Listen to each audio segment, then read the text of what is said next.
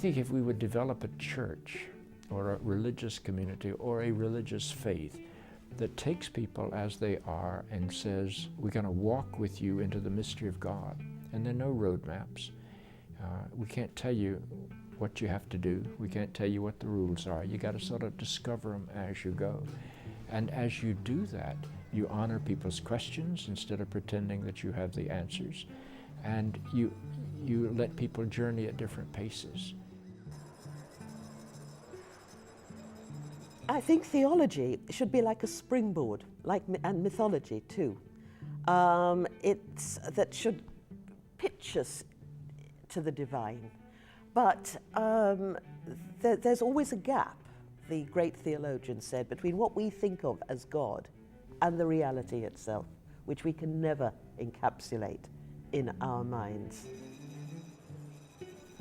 Nobody's got a monopoly on truth, and we have to be open, including to things that may be very unsettling and challenge even our most cherished assumptions.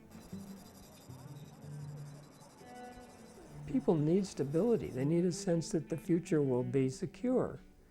And when there's a sense that everything is vulnerable, then people need to reach out and find some kind of meaning. We're beginning to realise we cannot go on the way we've been going. We're destroying the world, and if we keep on like this, we will have destroyed it or made it pretty uninhabitable for human beings in another 20, 30, 50 years' time. So there's incredible pressure on us to change. Everywhere, the globe is simmering. Things are changing. Ideas are emerging. New peoples are rising. Awarenesses are different. And that somehow or other is an image of the work of the Holy Spirit at a moment in time when we must make a successful transition from one worldview to another.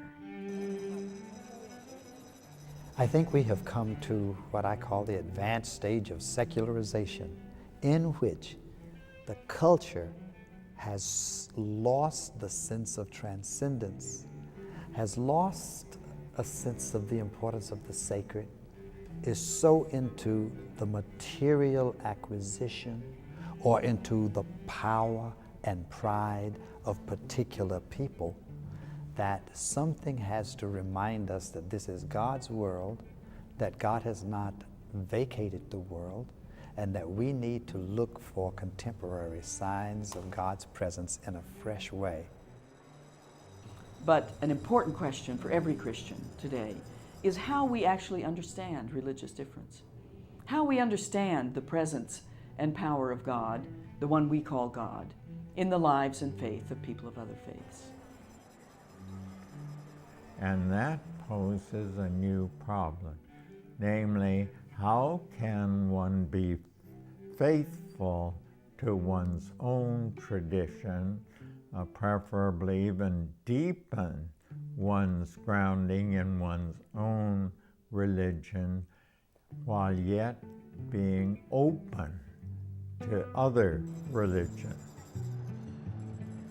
Dissatisfied with short sound bites and simple statements?